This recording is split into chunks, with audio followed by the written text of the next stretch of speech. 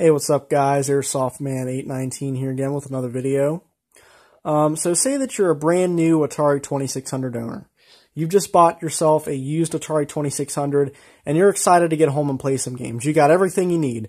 You got the console, you got the hookups, you got your joystick controller, and you got some games like Video Olympics, Night Driver, and Super Breakout. And you're excited to play and you plug in your controller and plug in the game, turn on the console, the game turns on, but you grab your joystick and try moving, nothing works. You hit the button I should say, not button. You hit the button, nothing works. You get a bit concerned, so you think, well, maybe this is just a bum joystick, I'll just swap it out. So you use a different joystick, doesn't work. You think, well, maybe the game's dirty, so you pull the game out, clean it, put it back in. Still doesn't work. So then you start freaking out because you think your Atari's broken. But don't do that, because your Atari is not broken and there's absolutely nothing wrong. Matter of fact, the Atari was not only made to work with the standard directional joystick, like everybody's familiar with. This is what it looks like. It was also able to use a different controller, a controller that's required for some games. And that is called the Atari paddle controller. So I'll get the joystick out of the way here and show you guys what the paddle controller looks like. And here it is. So basically, what this is just a dial.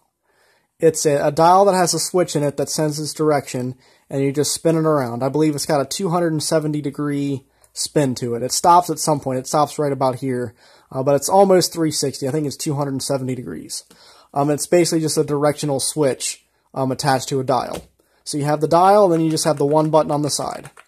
And these are your paddle controllers. Now, you might ask why I have two here. Well, paddle controllers are always in pairs. And when I say always in pairs, I mean always. As you can see, both controllers are connected to one plug. I'm not going to undo the wire here because I don't want wire everywhere. But just trust me when I say that both paddles are connected to one plug. Now, why that is, I'm sure there's some really deep technical reason for that. But all I know is that's just how it is. So there's always two paddle controllers on one plug. Because, well, the reason there's two, for one thing, is because a lot of paddle games are two-player. That might be one reason that there's two paddles on one plug. I'm not sure for the exact reason, that's just how it is. But the majority of paddle games are two players, not always. And I don't have all the paddle-compatible games here. I just have a few, such as Night Driver. Basically, you use this dial here as your steering wheel for Night Driver. Fairly simple. And for Video Olympics, which is basically just glorified Pong, there's about 50 versions of it, you use the dial to move your little block up and down to block the ball. And you also use the button to power hit the ball. So that's what that's used for. And then in Super Breakout, or even regular Breakout, you move this block on the bottom of the screen, hit a smaller block, and break other blocks. You seeing a trend here? A lot of blocks. But anyways, on Breakout, you knock this little ball and break these blocks at the top of the screen, and you use the paddle to move your character from side to side by spinning it like this. There are several different types of paddle controller by different companies. These paddles here individually are made by a company called Gemini. There's quite a bit of these out there that get bundled with Atari consoles.